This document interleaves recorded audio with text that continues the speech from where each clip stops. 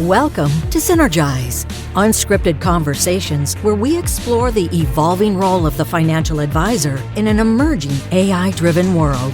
Join us as we bring together thought leaders across a range of disciplines and industry experts, sharing insights designed to help RIAs thrive in the industry of tomorrow.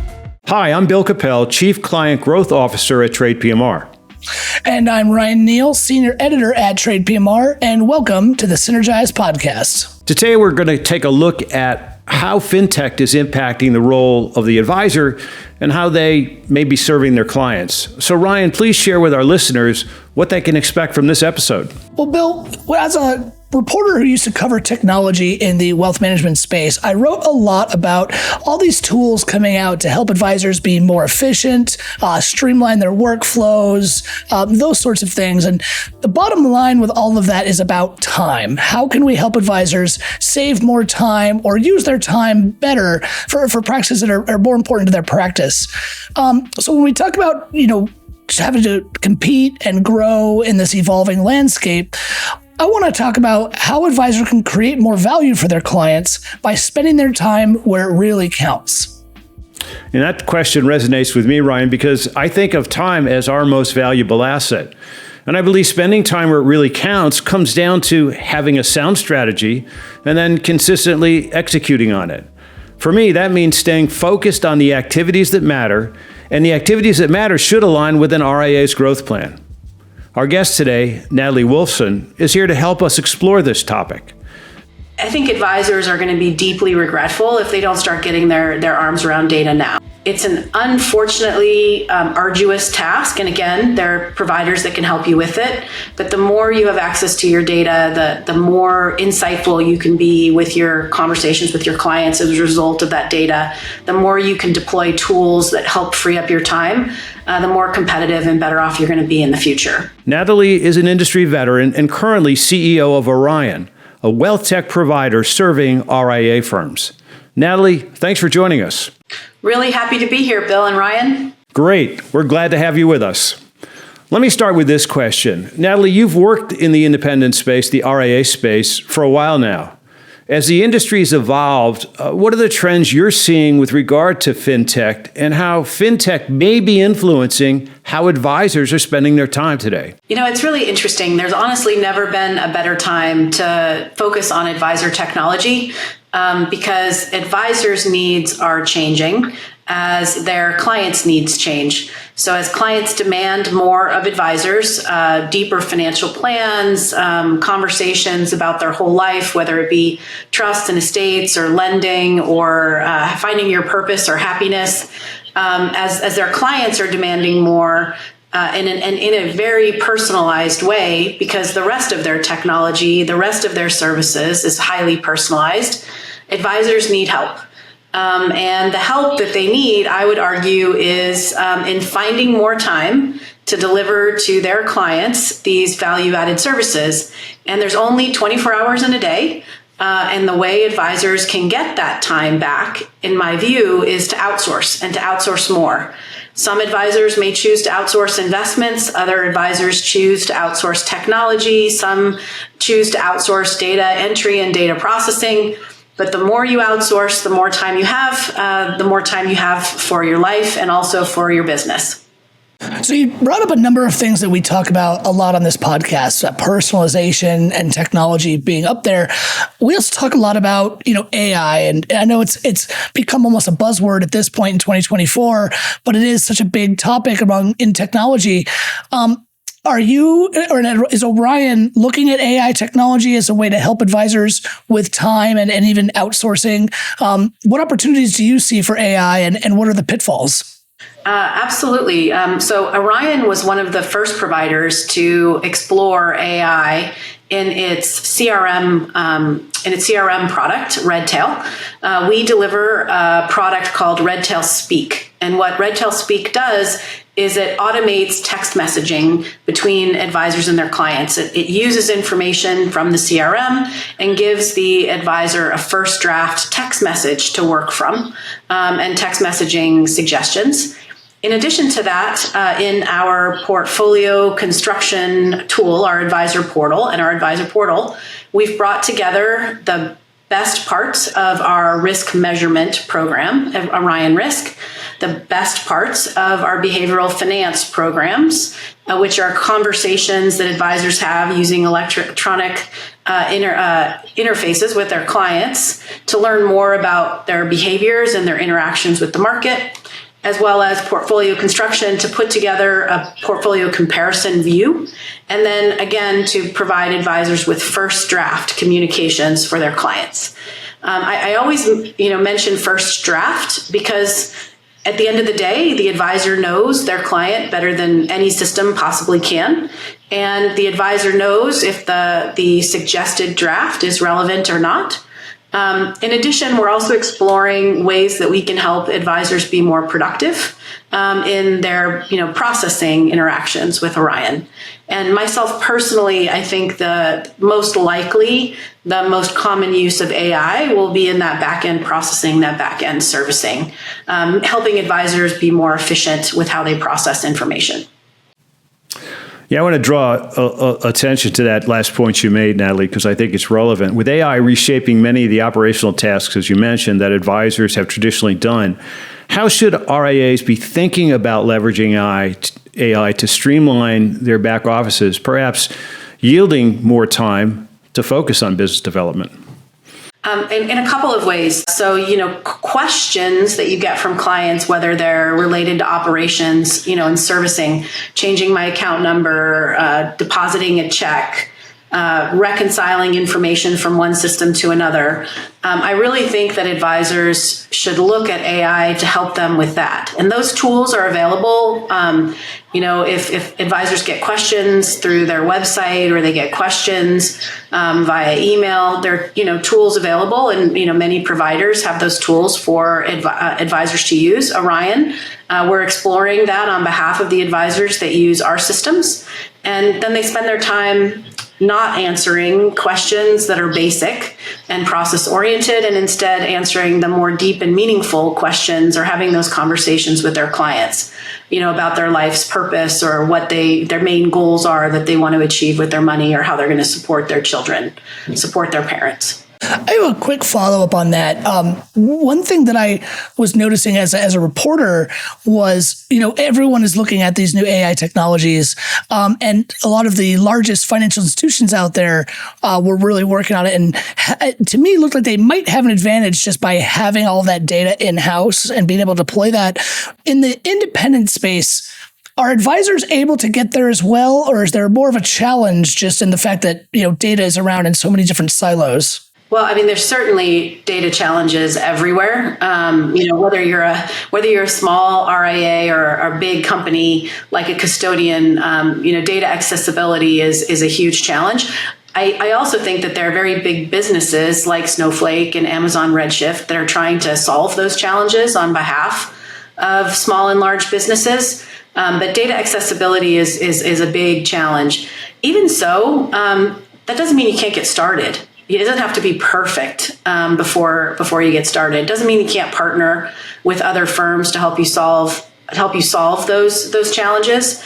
The last thing I'll just say is, as it relates to data itself, I think advisors are going to be deeply regretful if they don't start getting their arms around data now.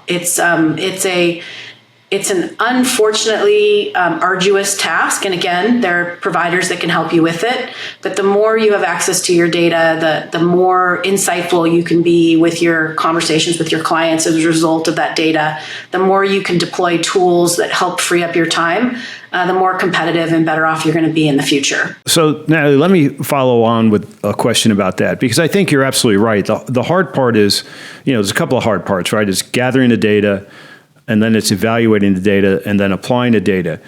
And I think we hear a lot in the industry about how important data is and how important it's going to be going forward.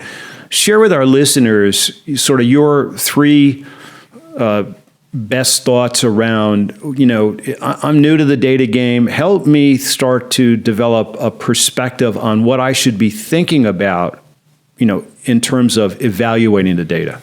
Yeah, absolutely. So first thing I'll say is I'd add a fourth to that, which is securing the data.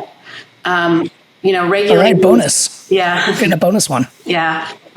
Regulators are deeply concerned that, client data is secure and that, advisors among everyone else are adhering to various privacy rules. And so commingling your data and applying it to large language models that, that are industry wide or that, break down firewalls is something that's the regulators are absolutely not in favor of. And so securing your data and making sure that it's that your client information that's private remains private is an extremely important first step.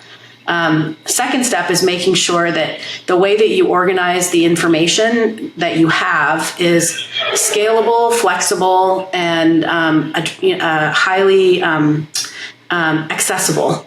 And that's a talent. And so working with a consultant, working with, a specialist in this area is extremely important. And again, your technology providers, even if they don't provide the service, we can absolutely recommend resources for you depending on the size of your firm. And then the last thing I'll just say is getting used to leveraging those data in your daily interactions with your clients is extremely important. That's one of the reasons that at Orion, we feel very, very strongly that the advisor's CRM system should be at the center of their day. And then all other tasks, hang off of that CRM system or a part of that CRM system. Because that's where your client communication begins and ends. And so having those data, whether they be about portfolios or about the financial plan or about, some rebalancing you're doing or your compliance activities coming into the CRM, and the CRM being your first and last screen of the day is really important. So I think a theme that I keep hearing pop up is partnership, right? And we started the conversation, you mentioned outsourcing, and as we started talking about AI and data, talked about reaching out to third parties that can help you there. So it sounds like you're a big advocate for that outsourcing model. But that can be done in a variety of ways, right? Like there's not a one-size-fits-all approach that works for RIAs. There rarely is. So what should advisors out there be considering when they decide what areas of their practice they may want to outsource? It's really interesting. It's a huge opportunity for financial advisors, and yet it is so hard to do. You've built your whole business around these incredible relationships you have with your clients. And the best advisors, they have deep relationships with all of their clients, deeply personal. And choosing to outsource means that you're choosing to give up control of a part of that client relationship. And it's not that advisors are, adverse to outsourcing. It's that they don't want anything to get out of their control as it relates to that relationship they've spent so long and worked so hard to build. Even so, you can look at all sorts of research. I tend to look at the J.D. Power research, which, 28% of advisors say they don't have enough time with their clients because of this control, needing everything to be in their control. And we also know, Fidelity's done a survey on this, Orion's done a survey on this, others in the industry have done surveys on this, that the fastest growing, most successful, happiest advisors outsource. So all three, most fulfilled with their life and their business, most successful with their client relationships, highest net promoter scores, and fastest growing, they outsource. And so if you can give up control, and I would argue where advisors should look to giving up that control are activities that clients don't care about, or that clients that aren't, highly value added to the client relationship. So look at things like, for some advisors, it'll be data entry into the financial plan, or it might even be the para planning itself. For other advisors, it could be the investment management, especially for smaller clients. For other advisors, it's key pieces of the technology. They'll give up the digital client experience and the building of the digital client experience. Others, it's operations or potentially your admin services. So, you outsource all of that so that your clients have more than one relationship. It's not just you, it's others in your business or in your ensemble. You can be successful in outsourcing in any of those ways, and picking those activities that you think are the lowest value add or your clients don't value, and outsourcing those, that leaves you more time in your day for learning, for your personal life, and then also to give back to the business, either for business development activities or for client service activities. And the growth does come. It's interesting. For about the last 25 years, I've been working with financial advisors in one capacity or another, and many of those advisors have chosen to outsource to the company that I work for or led. And 100% of advisors, when you ask them after they've done it, if they regret it, they'll say that they wish they would have done it sooner. And so it's a challenge because, again, that client relationship is so valuable and changing is so hard. But when you get to the other side of it, the business grows and your lifestyle changes. You raise a great point, Natalie. And I think one of the challenges, having been an advisor and understanding that control, the necessity for control, what's your guidance around beginning to evaluate what's creating value versus what's not creating value, right? I mean, I think our tendency has been, let's get rid of the things that we don't like to do, or the things that are easily transferred away to an outsourced resource. But you've talked about the things that clients don't value or find little value in.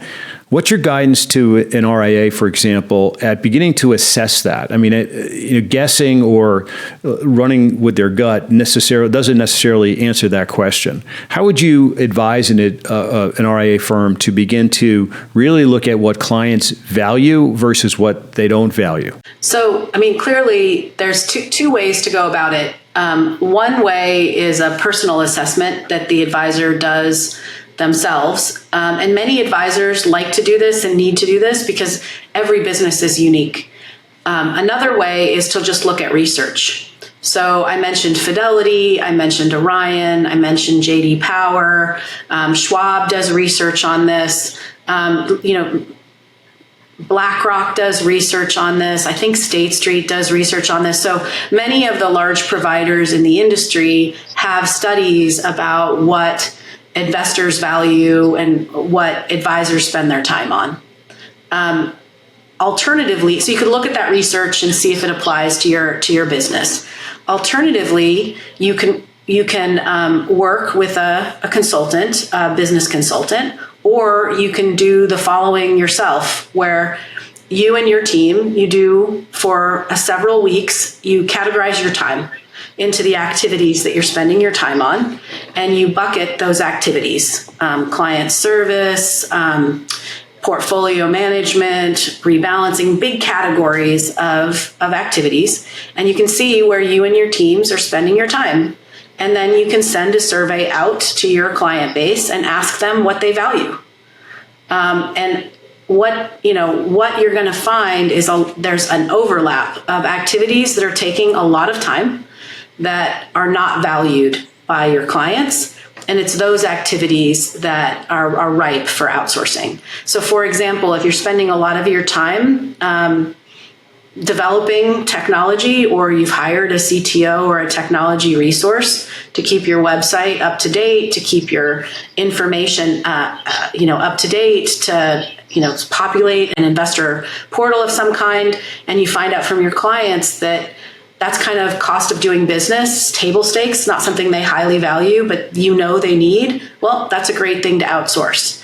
If you're spending a lot of your time chasing down checks and operational tasks, I mean, obviously it's extremely important that those checks are deposited and those accounts are opened and the money's available for clients. But my guess is that's not what they check on their list as most highly impactful or valuable. Well, then outsource that. Either way can work, depending on how unique the services are that you're providing to your clients, and also whether or not you want input from your clients directly, which clients really appreciate, or you want to start with broader research. So what I hear you saying is, take an inventory of what you do. Talk to your clients about what they value, and then cross-reference the two to really, begin a process of deciding what to outsource. I know it sounds like common sense, but I think a lot of firms are struggling with where to start. They hear about outsourcing and so forth, but that's great. That's great insight on your part. When you've seen this done correctly, what are some of the business benefits that firms are experiencing as a result of this? Oh my gosh, so many business benefits. So first is much easier. It's much easier to achieve consistency from one client to the other and to implement segmentations or segmented offerings for your most valued clients and to your great clients that are maybe emerging or earlier in their life. The outsourcing forces you to almost put that process in place to make sure you're delivering the right services to the clients. The second is the clients feel the impact of you being able to have more profound conversations with them more often. And so there's more referrals. Your growth goes up.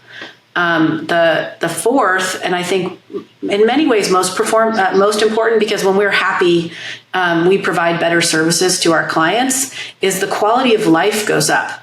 Again, because you're not doing work that's urgent, but not important. Instead, you're getting impact out of the time you put in your office, put into your client relationships and into your office relationships. And don't we all want to work on something that's more impactful and meaningful? You bring that home every day. And some advisors find that they have more hours in their day to commit to other parts of their life, whether it's, they want to become a triathlete, or they want to spend more time with their kids, or they want to give back to the community. And it doesn't happen overnight. I mean, outsourcing is in and of itself a project. You need to make sure you treat it like a project, but on the other side is just quality of life and more time, and then also more meaning. Well, I don't know if you picked that example intentionally, because our man Bill over here is a triathlete, so that was a great example. And throughout this conversation, if I was to boil it down to one quotable phrase, I guess I would go with "Jack of all trades, master of none." Right? And advisors don't have to do that; they can focus on where they are masters and let others bring in their expertise. But for you, Natalie, thanks again for being here. If you could boil it down to maybe 3 actionable items that we could give our listeners for what they can start doing today to refine how they're spending their time as part of a growth strategy, how would you sum up this conversation? The first thing I would just say is there's more than one way to have control of the client relationship. You can still control the client relationship and make sure it's meaningful and important, even if you work with partners to help you get there. The second is that you should value your time as your most scarce resource. And in doing so, doing a time study about what you're spending time on and how much your clients value it, or looking at industry research if you're open to that, is just a great way to reorient your time. And then the last is you can outsource in any way that makes sense for you and your clients. And on the other side of it, again, I have a 100% hit rate with advisors who have felt that they should have outsourced sooner. So with that, I'll hand it back to you, Ryan and Bill. Well, listen, Natalie, thank you so much for sharing your insights and thoughts on how advisors can begin to think about technology, fintech, particularly AI, as a means to reallocate their time in more productive ways, for example. Really appreciate your thoughts. Thank you. It's been fun to be here. Yes, thank you, Natalie. So as a brief recap, our 3 ways were: 1, there's more than one way to have control of the client relationship. 2 was you can value your time as your most scarce resource, and to evaluate that, you can do a time study. And number 3, think about outsourcing in a way that makes sense for you and your clients. Most, if not all, of advisors feel like they wish they would have done so sooner. So we hope you enjoyed today's conversation. And if you like what you heard, please take a moment to like and subscribe wherever you get your podcasts. Follow us on social media, and we'll catch you on the next one. And thanks for listening. And watch out for our next episode, where we'll bring you even more insights and actionable ideas to help you grow your business. And remember, the challenge is yours to capitalize on what the future offers. If you want to join the conversation or connect with us, please visit us at synergize.advisorevolutionsciences.com. This content is provided for general information purposes only. The views expressed by non-affiliated guest speakers are their own and do not necessarily reflect the opinion of TradePMR or its affiliates. TradePMR and its affiliates do not endorse any guest speakers or their companies and therefore give no assurances as to the quality of their products and services. This channel is not monitored by TradePMR. TradePMR does not provide investment advice, tax advice, or legal advice. TradePMR is a member of FINRA and SIPC. TradePMR Incorporated is registered with the Securities and Exchange Commission, SEC, and the Municipal Securities Rulemaking Board, MSRB. TradePMR provides brokerage and account services to registered investment advisors, custodial services provided by First Clearing. First Clearing is a trade name used by Wells Fargo Clearing Services, LLC, member SIPC, a registered broker-dealer and non-bank affiliate of Wells Fargo & Company. Copyright 2024, TradePMR Incorporated. For a transcript of this episode with sources, visit synergize.advisorevolutionsciences.com.